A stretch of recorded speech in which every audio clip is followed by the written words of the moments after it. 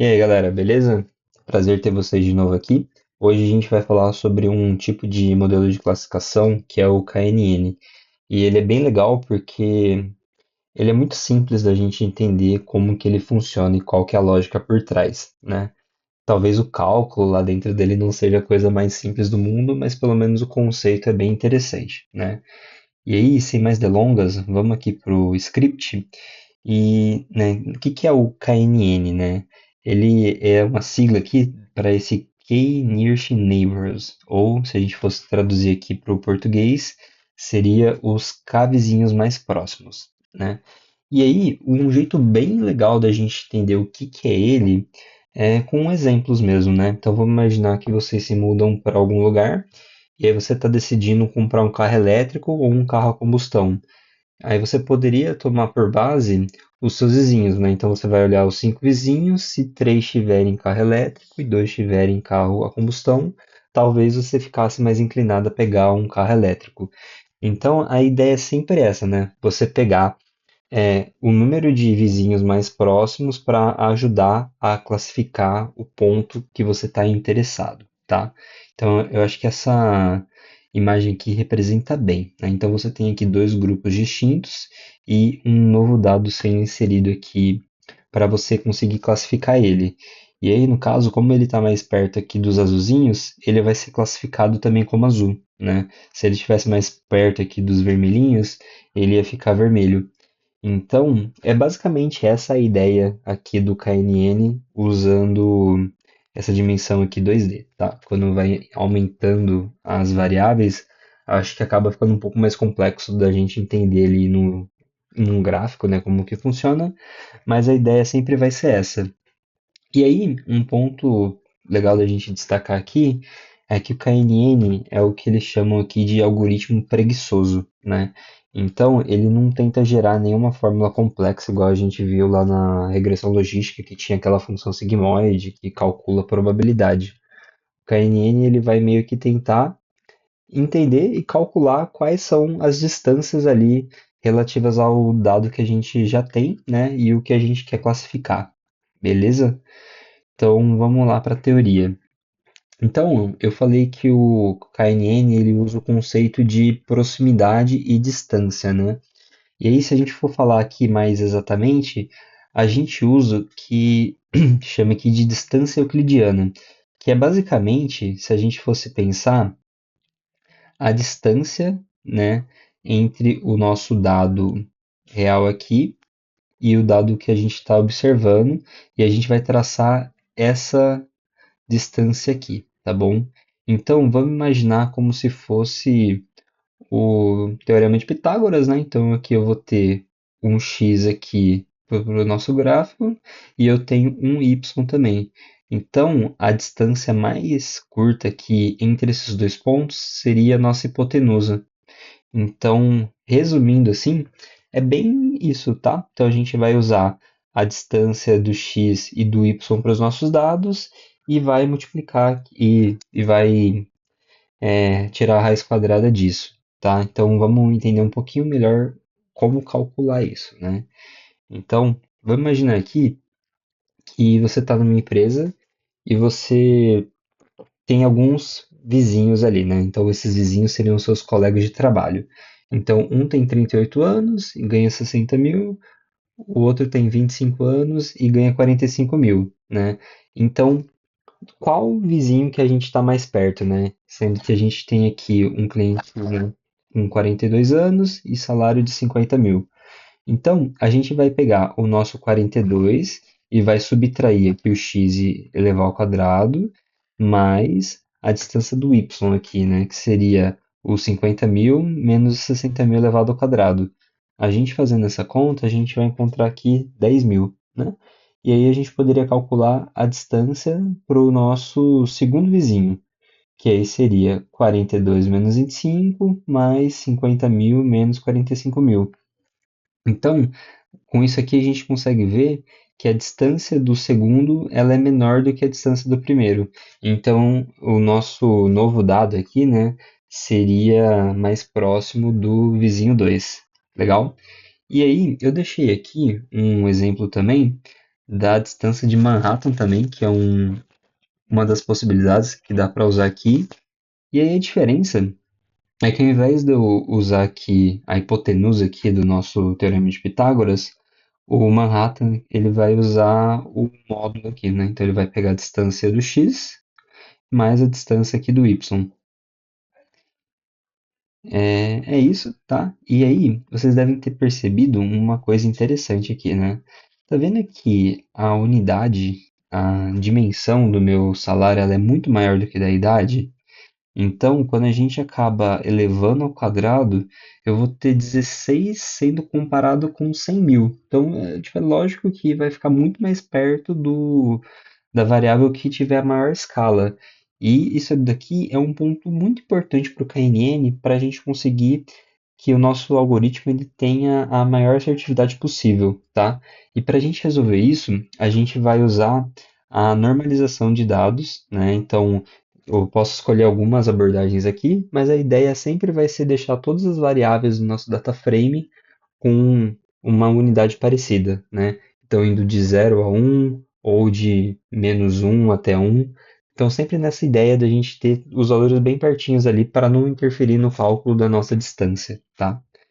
E aí, como que a gente consegue encontrar um melhor K para o nosso modelo, né? Então, lembrando aqui, o K seria o número de vizinhos.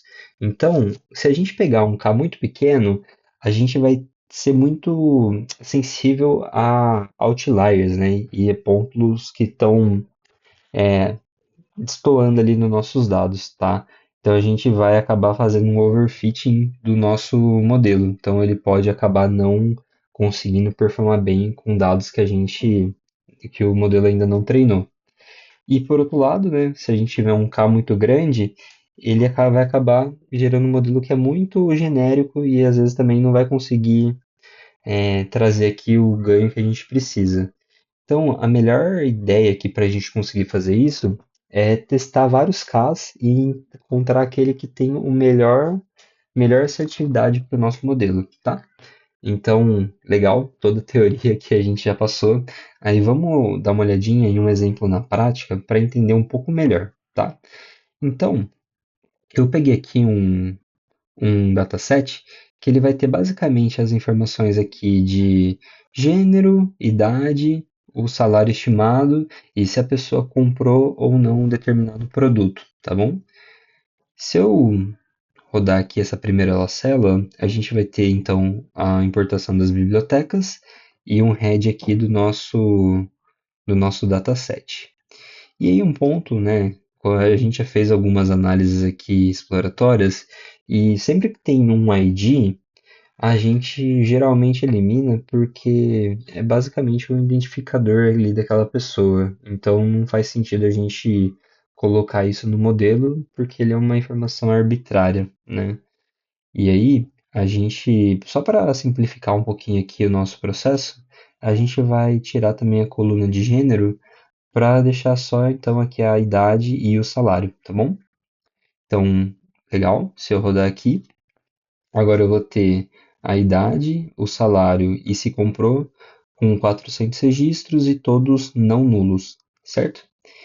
Legal. E aí a gente pode pensar em entender um pouco melhor qual que é se existe uma separação aqui dos nossos dados, né?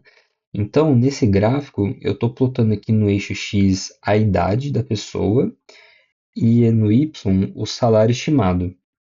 E as corzinhas aqui é se a pessoa comprou ou não o produto. E aí eu acho que dá para ver bem que a gente tem uma grande concentração aqui de não comprou abaixo dos 40 anos e abaixo aqui de mais ou menos 90 mil. Então tá vendo que a gente tem essa grande área azul aqui e aumentando um pouquinho a idade e o salário, a gente tem mais clientes comprando. Então, esse é um tipo de dado, de distribuição aqui dos dados, que um KNN vai encaixar super bem, porque dependendo da posição que ele ficar aqui no gráfico, eu vou conseguir falar com mais assertividade se ele vai comprar ou não. Legal? Maravilha. Então vamos começar a nossa criação do modelo aqui. tá? Então, primeiro eu vou separar as features aqui. Então, eu vou ter o X, que vai ser basicamente todas as nossas colunas menos o purchased, e o Y vai ser o nosso purchased, que é a nossa variável target. Legal? Eu vou dividir esse conjunto aqui usando o train test split. Então, eu vou ter um X-train e um X-test, e um Y-train e um Y-test. Eu deixei aqui o test size como 0,25, mas poderia ser 0,30, 0,20, tanto faz, tá? E agora vem um ponto importante, né? A gente vai fazer o uso do Standard Scaler para conseguir que os nossos dados fiquem na mesma unidade, né? Então, se eu rodar aqui, então beleza, ó, eu já rodei o Xtrain e eu transformei ele aqui, né? Chamei ele de Xtrain Scaled, né? Para dar essa ideia de que ele foi transformado. Então, se eu olhar aqui, todos os nossos dados lá que ficavam variando muito, né? Tipo, salário de, sei lá, de 20 mil até 100 mil, agora eles estão muito mais perto, né? Então, tanto a idade quanto o salário estão praticamente assim na mesma unidade, né? Que é exatamente o que a gente queria. Maravilha. Então agora eu já tenho tanto o meu X-Train e o X-Test nessa fórmula escalada, né? E aí, dando um deep dive nessa parte, primeiro eu vou instanciar aqui o Standard Scaler, aí depois eu vou fazer o scaler, ponto, fit transform, e aí primeiro eu vou fazer nos treinos nos dados de treino, e depois eu vou usar essa mesma scaler que a gente criou ali para transformar os dados de teste, tá? Então aqui no treino eu vou fazer um fit transform e eu vou usar essa mesma lógica para transformar os nossos dados do teste. Maravilha! E aqui é a forma que a gente vai usar para calcular qual que é o melhor K possível. E apesar dessa partezinha aqui ser um pouquinho mais chatinha, a lógica dela é bem simples, tá? Então a gente vai criar um array vazio aqui, né? Uma lista, e eu vou fazer a interação criando um modelo, né? Tipo, um modelinho aqui, usando o i do nosso for, né? Então na primeira vez ele vai ser um k igual a 1, na segunda um k igual a 2 e daí por diante até o k40, né? Então a gente vai rodar 40 vezes os modelos para encontrar o melhor. Legal, então eu vou instanciar aqui o modelo, eu vou fazer o fit dos nossos dados, eu vou prever o resultado usando aqui o x-test scaled e para finalizar, eu vou fazer um append aqui na nossa lista aqui no error rate, pegando a média de vezes que o meu modelo conseguiu prever certo. Beleza? Então, se eu rodar aqui, vai ser exatamente essa visão. Então, dá para ver que se a gente tem um modelo com poucos números de vizinhos aqui, eu vou ter muito erro, né? E à medida que eu vou abaixando, eu vou diminuindo esse erro, e aí a gente chega num ponto ótimo aqui por volta de 9, tá?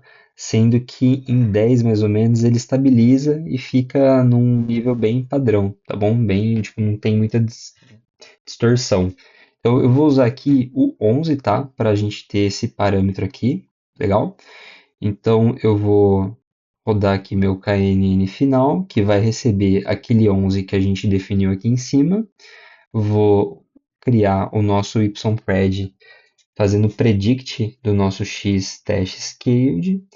E agora eu posso simplesmente fazer aqui a nossa matriz de confusão, né? Então, da galera que eu marquei como não comprou, 58 de fato não compraram, e eu só errei dois clientes, né? E aqui no comprou, eu errei um pouquinho mais, então eu falei que cinco clientes não compraram quando de fato eles compraram, tá bom? Então é assim que a gente interpreta, e se ficou alguma dúvida, vocês podem olhar lá no último vídeo, tá bom? Mas se a gente pegar aqui o nosso modelo, tá dando uma acurácia de 93%, então tá bem legal aqui, tá bom? E aí, antes de passar aqui no resuminho, eu vou mostrar mais um exemplo para a gente testar. Aí, aqui eu estou usando um data frame que tem no próprio Seaborn, né? que tem a estatura de alguns pinguins. E aí a gente quer classificar a espécie dele. Então, eu vou rodar aqui as nossas bibliotecas.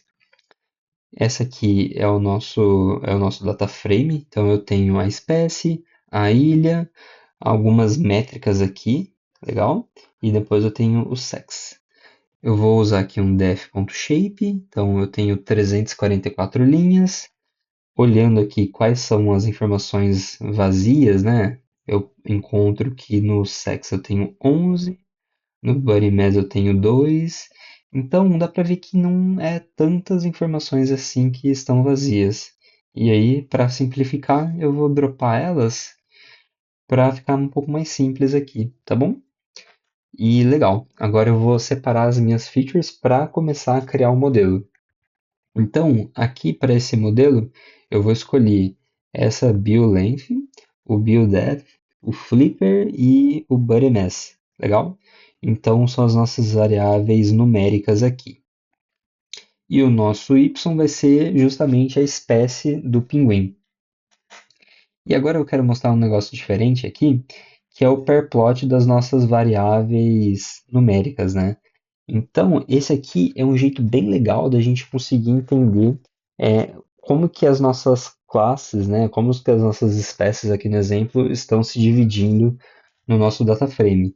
Então dá para a gente ver, ó, que em algumas relações aqui, né, entre as variáveis, a gente tem uma separação até que muito boa, né? Então tem um azul um pouquinho aqui mais para a esquerda, ou laranjinha aqui no meio e o verde para cá. Então se a gente for olhando, para a maioria delas eu tenho uma boa separação. E algumas elas até ficam um pouco menos separadas, né? Mas olhando o conjunto da ópera, acaba ficando mais fácil da gente separar. Legal? E aqui a ideia é a mesma, né? Então eu vou separar entre treino e teste. Aqui eu vou mudar um pouquinho, tá? Vou usar um min max scaler, que ele vai fazer basicamente a normalização dos nossos dados, tá? Então praticamente a mesma coisa que o nosso standard scaler. Rodei, legal. Aqui, se eu Aqui eu estou usando um K igual a 5, mas para facilitar a vida, tá, gente? Poderíamos usar aquele método de fazer várias interações para achar o melhor, mas só para testar aqui eu deixei 5. Vou rodar o pred fazendo predict usando o nosso x-test scaled. E olhando aqui a matriz de confusão, a gente vê que o nosso modelinho só está errando uma vez aqui, né? Então ele falou que era da classe Chinstrap, eu acho, mas era dessa Adelie, beleza? Então, esse daqui foi o segundo exemplo. Se a gente voltar aqui para os nossos prós e contras, se a gente for pensar nas vantagens, o KNN ele é muito fácil de entender, né? Então, sabendo a distribuição dos nossos dados, eu consigo imaginar que se ele vai estar perto de uma determinada região que tem mais dados de um tipo, ele vai acabar sendo classificado daquele tipo. Se ele está em outra, em outro, né? Então, é bem legal de entender e de explicar ele também. Ele não precisa de um super treinamento aqui, né? Então toda a computação, todo o processamento vai acontecer na hora que o modelo fizer a previsão. Ele pode ser usado tanto para classificação quanto para regressão, então é bem interessante. E aqui ele consegue se ajustar bem, né, com várias variáveis, tá? Então ele não fica restrito ali a só variáveis lineares. Legal? Só que aí, vamos lá, né? Desvantagens. Como ele é o que a gente fala ali do lazy learner, né? Então ele, na hora que for prever, ele vai ter um alto custo computacional, né? E para calcular a predição, ele vai calcular a distância para vários pontos, né? Então, para cada valor previsto, eu vou estar calculando a distância de cada ponto. Então, acaba ficando muito caro eu treinar um KNN com bases muito grandes, né? Então pode acabar sendo um problema, né? Então ele aqui também é sensível a features que não estão agregando em nada ali no nosso data frame. Como a gente viu, né? Se a gente não fizer um trabalho bom de normalização dos dados, a gente vai ter um problema, porque uma variável que tem uma escala muito grande vai interferir diretamente no nosso modelo. E acho que é basicamente isso, tá? Os pontos principais. Espero que tenha ficado claro para vocês. É um algoritmo um pouquinho mais simples, mas ele é bem poderoso e bem legal da gente usar, tá bom? E acompanhem aí os próximos vídeos que a gente vai falar mais sobre algoritmos de classificação. Valeu!